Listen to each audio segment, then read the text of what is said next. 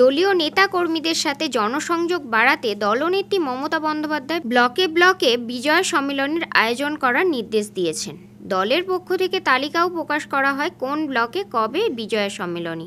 সেই তালিকা অনুসারে বুধবার মহিষাদল ব্লক তৃণমূল কংগ্রেসের উদ্যোগে কুমুদিনী ডাকুয়া মুক্ত মঞ্চে আয়োজন করা হয় বিজয় সম্মেলনী। সেই বিজয় সম্মেলনীতে আগত মানুষদের জন্য মহিষাদলের প্রসিদ্ধ ঘুগনি সাথে ফুচকা খাওয়ানো হয়।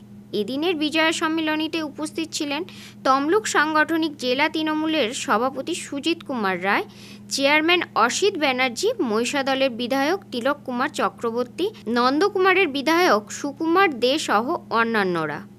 বিজয় সম্মেলনীতে আসা প্রবীণ তৃণমূল কর্মী কমল প্রামাণিক জানিয়েছেন, এদিন প্রায় 10 ডেকচি ঘুগনির ব্যবস্থা করা হয়। নিমেষেই সেই ঘুগনি শেষ করে ফেলেন আগত মানুষজন।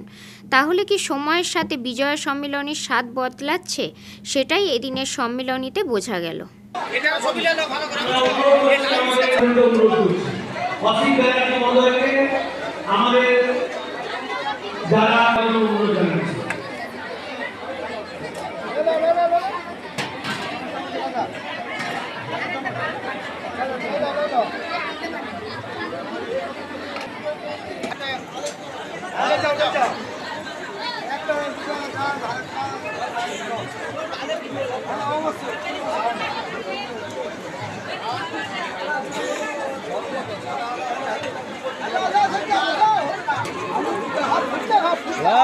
ঘুগনি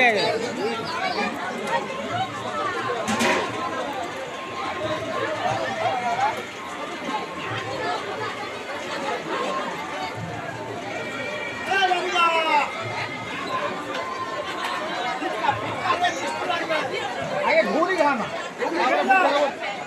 তুলে তুলে ধরে তুলে